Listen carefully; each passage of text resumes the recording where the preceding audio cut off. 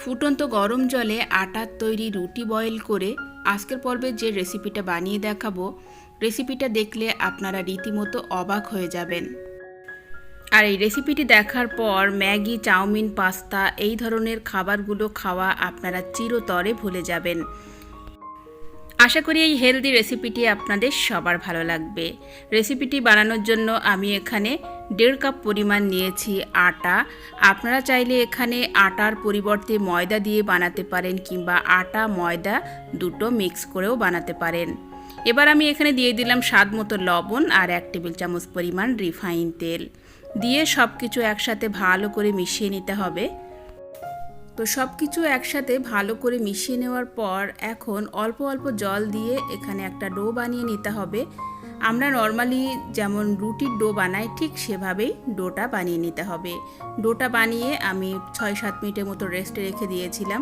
এরপর ফিরে এলাম। এবার আমি ডোটাকে একটু ভালো করে হাত দিয়ে মথে নিচ্ছি। এবার আমরা এই ডো থেকে লেচি কেটে নর্মালি আমরা যেভাবে রুটি বানাই ঠিক সেভাবেই রুটি বানিয়ে নেব। তবে যে রুটিগুলো বানাবেন সেই রুটিগুলো একটু মিডিয়াম সাইজ করে বানিয়ে নেবেন। তো এখন আমি এখানে একটা একটা করে রুটি বানিয়ে নেব। আর রুটিগুলো কিন্তু খুব বেশি মোটা করবেন না, পাতলা পাতলা করে বেলে নেবেন। তো এখানে আমার একটা রুটি বেলা হয়ে গেছে, আমি দেখিয়ে দিচ্ছি থিকনেসটা কেমন হবে। তো ঠিক এরকম থিকনেস হবে, আমরা যেরকম রুটি বানাই তো ঠিক সেরকম পাতলা পাতলা করে রুটিটা বানিয়ে নিতে হবে। তো এখানে আমার একটা রুটি বানানো হয়ে গেছে। একে একে আমি সবগুলো রুটি বানিয়ে নিয়েছি। এরপর চলে এলাম পরবর্তী স্টেপে। আমি এখানে প্রায় 2 গ্লাসের মতো জল ফুটিয়ে নিচ্ছি। আর এই জলে এখন দিয়ে দিচ্ছি 1 টেবিল চামচ পরিমাণ রিফাইন তেল। তেলটা দিলে একটা রুটি আর একটা রুটির গায়ে লাগবে না, তো সেজন্য তেলটা কিন্তু অবশ্যই দেওয়ার চেষ্টা করবেন। তো এখানে জলটা কিন্তু খুব ভালোভাবে ফুটে উঠেছে। আর এখন এই ফুটন্ত জলে দিয়ে দিচ্ছি একে একে বেলে রাখা রুটি। তো এভাবে একটা রুটি আর একটা রুটির উপরে দিয়ে দেবেন, একটা রুটি আর একটার সাথে কিন্তু লেগে যাবে না। আর এভাবে সবগুলো রুটি দিয়ে হাই ফ্লেমে জাল করে নেব 30 থেকে 40 সেকেন্ডের মতো। 30 থেকে 40 সেকেন্ডের মতো হাই ফ্লেমে জাল করে নেওয়ার পর জল আর রুটি সহ আমি একটা স্টিনারে ঢেলে নিয়েছি যাতে জলটা খুব সহজে ঝরে যায়। আর এই সাথে সাথে কিন্তু আমি 1 গ্লাস ফ্রিজের ঠান্ডা জল দিয়ে রুটিগুলো ধুয়ে দিয়েছি, এতে করে রুটিগুলো একটু শক্ত হয়ে যাবে। আপনারা চাইলে কিন্তু ফ্যানের হাওয়ায় কিছুক্ষণের জন্য রুটিগুলো একটু শুকিয়ে নিতে পারেন, কিংবা এরকম কাঠের চপিং বোর্ডের উপরেও কিন্তু রেখে দিলে খুব তাড়াতাড়ি রুটিগুলো ড্রাই হয়ে আসবে। এরপর আমি একটা ছুরির সাহায্যে ঠিক এভাবে পাতলা পাতলা করে কেটে নেব। আর এই প্রসেসিংটা কিন্তু ভীষণ সহজ, আপনারা যে কেউ এটা বানিয়ে নিতে পারবেন। আর এই রুটি কাটার প্রসেসটা আমি 2 রকম পদ্ধতিতে আপনাদের দেখাচ্ছি, আপনাদের যেটা ভালো লাগবে আপনারা সেভাবেই বানিয়ে নেবেন। তো আমি পাতলা পাতলা করে এভাবে স্লাইস করে নিলাম। এরপর আমি রুটিটাকে এভাবে ফোল্ড করে নিলাম। ফোল্ড করার পরে আমি এভাবে কেটে নিলাম।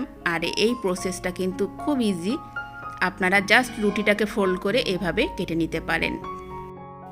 তো দুটো পদ্ধতিতে কাটা দেখিয়ে দিলাম, আপনাদের যেটা পছন্দ হবে সেই পদ্ধতিতে আপনারা রুটিগুলো এভাবে পাতলা পাতলা করে কেটে নেবেন। আর কেটে নেওয়ার পর কিন্তু রুটিগুলো খুব সহজেই আপনারা আলাদা করে নিতে পারবেন। একটা রুটি আর একটার গায়ে কিন্তু কোনোভাবেই লেগে থাকবে না। আর কেটে নেওয়ার পর রুটিগুলো কিন্তু ঠিক দেখতে এরকম হবে। দেখুন প্রত্যেকটা রুটি আলাদা আলাদা, একদম ঝরঝরে। এরপর আমরা মূল রেসিপিতে চলে এসেছি। আমি এখানে একটা প্যানে দিয়ে দিচ্ছি 2 টেবিল চামচ পরিমাণ রিফাইন তেল, 1/2 কাপ পরিমাণ গাজর কুচি দিয়ে দিলাম, 1/2 কাপ পরিমাণ ক্যাপসিকাম কুচি, একটা পেঁয়াজ কুচি দিয়ে দিলাম এবং স্বাদ মতো কাঁচা লঙ্কা কুচি। এবার সব কিছু একসাথে হাই ফ্লেমে জাল করে নেব 1 মিনিটের মতো। এই পর্যায়ে দিয়ে দিচ্ছি স্বাদ মতো লবণ দিয়ে এখন ভালোভাবে নাড়াচাড়া করতে থাকবো। আর এটা 1 মিনিটের মতো ভেজে নেব।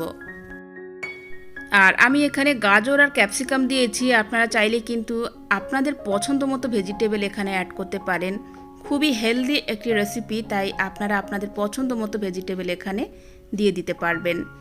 এবার আমি এখানে দিয়ে দিলাম 2 টেবিল চামচ পরিমাণ tomato sauce, green chilli sauce দিয়ে দিলাম 1 টেবিল চামচ পরিমাণ, আর বাড়িতে যদি সয়া সস থাকে সেক্ষেত্রে 1 টেবিল চামচ পরিমাণ সয়া সস দিতে পারেন। সব কিছু একসাথে ভালো করে মিশিয়ে নিলাম। এখন আমি দিয়ে দিচ্ছি কেটে রাখা রুটিগুলো দিয়ে এখন ভালোভাবে সব কিছু একসাথে মিশিয়ে নিতে হবে। খুব ভালোভাবে ভেজিটেবলের সাথে রুটিগুলোকে এভাবে উল্টিয়ে পাল্টিয়ে মেশাতে হবে। তো এখানে আমি 1-1.5 মিনিট ধরে এগুলো একসাথে ভালো করে ভেজে নিয়েছি।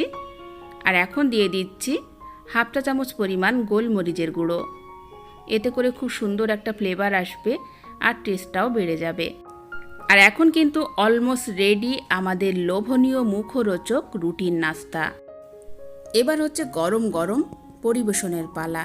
অসাধারণ স্বাদ রুটির এই নাস্তাটি আপনারা একবার হলেও ট্রাই করবেন। ম্যাগি, পাস্তা, চাউমিন এই ধরনের অস্বাস্থ্যকর খাবারগুলো নিজেরা কিংবা বাচ্চাদেরকে না খাইয়ে শুধুমাত্র গমের আটা দিয়ে এত সহজে মুখরোচক এই রেসিপিটা বানিয়ে কিন্তু আপনি পরিবারের সবার মন জয় করে নিতে পারেন। নাস্তাটাকে আরও লোভনীয় করার জন্য উপর থেকে একটু চিজ ছড়িয়ে দিচ্ছি। এটা সম্পূর্ণ অপশনাল, চাইলে স্কিপ করতে পারেন। আশা করি আজকের রেসিপিটি সবার ভালো লেগেছে। ভালো লাগলে প্লিজ একটি লাইক দিতে ভুলবেন না। বেশি বেশি করে রেসিপিটি শেয়ার করবেন এবং সেই সাথে চ্যানেলটিকে সাবস্ক্রাইব করে সাথেই থাকবেন। আজকের মতো বিদায় নিচ্ছি। দেখা হচ্ছে আগামী পর্বে নতুন রেসিপি নিয়ে। আল্লাহ হাফেজ।